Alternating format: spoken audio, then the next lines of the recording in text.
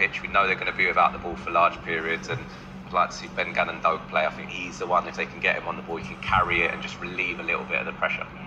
No Rafinha for Brazil. How much of a difference will that make? That's massive, Laura, straight away, not having him on the team sheet. I think he offers the balance, you know, and you've got Vinny Jr., as you mentioned, and him on the other side, Rafinha, and then Cunha up there. It's a great front three, but with him out of the team, you've got to have confidence. But the one thing that I was a bit disappointed with Scotland was the belief in the last game. You mentioned the conceding early, but this isn't Brazil of old.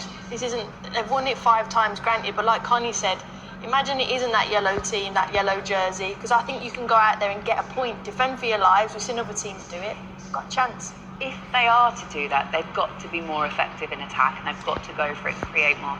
Yeah, and I think, again, I've got to go back to the Morocco game, because I think by winning the first game, it should have really given them that freedom to really go and attack the games that they had to come. And you look at it now, 4 points gets you through. You know, 3, it's going to be a really nervy couple of days for all those Scotland fans. And, you know, I just think they can afford to really have a go. You'd rather have a go in the right way, not being gung-ho and silly about it, but, you know, try and give yourself an opportunity to score the goals that might get you that point. Andy Robertson's got the right attitude, just to block out all the noise and all the permutations and just to go out and try and win the game. They've got a great team. They've got some real top players in that team, and that's why I've been a little bit disappointed. I do think you have to defend properly, respect Brazil in that aspect. They've got good players in the attacking third, but I still think they can go and get a point there, Laura, and I still think they can get through. A big performance from McTominay is obviously going to be needed, as well as their other top players, but he's quite key, isn't he? Yeah, he is. We probably haven't seen the Napoli McTominay yet. You know, he obviously has had a fantastic time over there, and listen, some of the goals he scored in terms of qualifying, you know, huge presence for them, and you know, hopefully for Scotland's sake, he's got a little something that he's saving for the day. Joby, Kaz was just saying there, look, this is not the Brazil of old.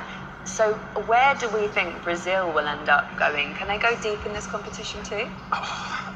I'm not too sure about Brazil, I've got to be honest. I think they've got some really good players attacking areas. My concern for them is the other end of the pitch. I think full-back positions in particular has been a real problem for them. And I think, you know, against some of the better teams down the line, I think there's some vulnerabilities there that I can't see them really going all the way this year. Do you agree with that? I'd worry about their midfield from the first game. I worry about, and that's why Scott McTominay tomorrow, he gets in and has that, wow, my hair is all over the place. I just saw that. But yeah. Fine. The wind's picked up here a little bit, hasn't it? And thank you to everyone that's joining us this morning. Perhaps you've been with us all night. Who knows? I can't stop looking at Kaz's hair now as well. Perhaps you're up the baby. We've spoken about that before. But whatever you're doing, thank you very much for joining us. We're off. We're going to bed. Group B reaches its climax on Wednesday night, and you can watch both games with us. Here on ITV1 and STV, co-host Canada take on Switzerland, and over on ITV4, Qatar play Bosnia and Herzegovina. Coverage gets underway from 7 o'clock. Canada currently lead that group heading into the final round of fixtures. Then late Thursday night, going into Friday morning, co-host USA, who are already through as group winners, they take on Turkey on ITV1 and STV.